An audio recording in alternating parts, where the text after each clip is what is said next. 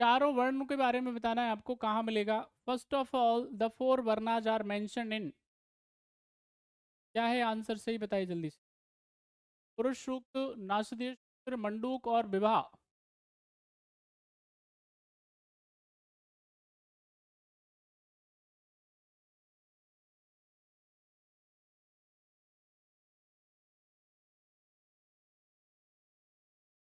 देखिए, हम जब पढ़ेंगे किसके बारे में, ऋग्वेद के बारे में, तो ऋग्वेद को क्या किया गया है,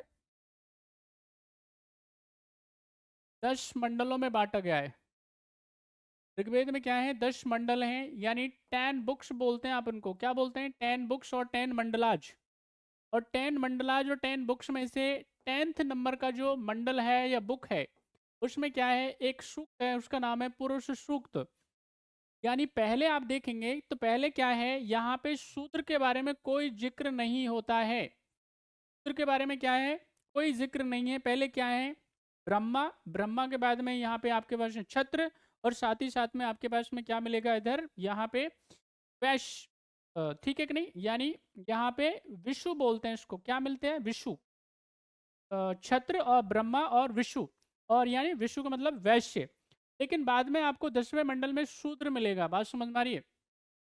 तो यहाँ पे क्या होगा, अब यहाँ 10वें मंडल में ये जो कि बाद में जोड़ा जा रहा है, पहला और 10वां मंडल जो होगा ऋग्वेद में बाद में जोड़ा जा रहा है, बाद में जोड़ा जा रहा है, तो मतलब कुछ ना कुछ गड़बड़ है, समझ में आ रही है, कुछ ना कुछ क्या है, मामला लोचा में है। तो इसलिए यहाँ पे आप देखेंगे पहली बारी क्या होगा, शूद्र वर्ण का जिक्र हमको 10वें मंडल में मिलता है। ओके, तो सही आंसर क्या है, A is the right answer. Next question on your screen is question number, Ganga और यमुना नदियों का सर्वप्रथम उल्लेख कहाँ मिलता है, बताइए।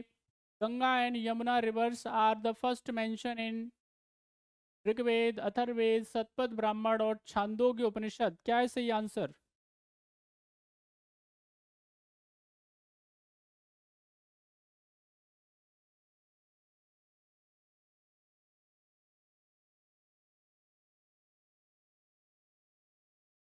चलिए देखिए, गंगा और यमुना की अगर हम बात करेंगे, माँ गंगा और माँ यमुना, तो इनका जो पहली बारी जिक्र मिलेगा, ठीक है कि नहीं, वो कहाँ पे मिलेगा, ऋग्वेद में मिलेगा।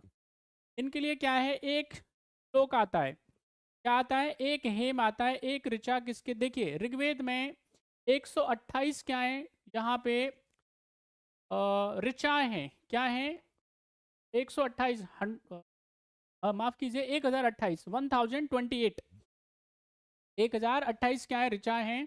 और ये जो ऋचाएं हैं, ये हेम्स हैं, उनको गाने वाला जो है उसका नाम क्या है, उसका जो ऋषि है उसका नाम क्या है, किसी को पता है क्या, होत्र बोलते हैं, होत्र, क्या बोलते हैं, होत्र। ठीक है कि नहीं, ये ऋषि का नाम है जो क्या करता है, इन ऋचाओं को चांट करने का काम करता है ऋग्वेद में, ठीक है। अब यहाँ पे क्या होगा भैया, एक तो मिलेगा जिक्र किसके लिए, माँ इधर गंगा के लिए, एक मिलेगा इधर माँ यमुना के लिए। लेकिन अगर मैं कहूँ आपसे, सबसे ज्यादा पवित्र जो नदी है, ठीक है कि नहीं, वो पवित्र नदियों में क्या आता है, सिंधु नदी आती है, बात समझ में आई, सिंधु नदी, ठीक है कि नहीं, नदी तमा, इधर आपके पास सरस्वती आ जाएगा, ठीक है कि नहीं। तो अच्छे से याद कर लीजिएगा, इसका सही आंसर क्या है, ए। जैसे मैंने बताया अभी थोड़ी देर पहले, इंद्र, इंद्र के लिए क्या है, सबसे ज्यादा क्या है यहाँ पे श्लोक हैं। इन 1028 श्लोक में से 250 डेडिकेटेड है किसके लिए, सिर्फ और सिर्फ यहाँ पे इंद्र के लिए, बात समझ में आई। अगर मैं कहूँ आपसे जैसे अग्नि के लिए मैं कहूँ आपको, वरुण देवता के लिए कहूँ, तो उनके लिए क्या है, 50-50 के आसपास क्या है उसमें, लोग उनके लिए क्या है, डेडिकेटेड है।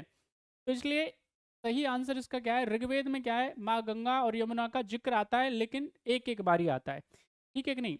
सिंधु सबसे पवित्र नदी इधर मानी गई है, सरस्वती का भी आपको जिक्र मिलेगा, बात समझ में आई।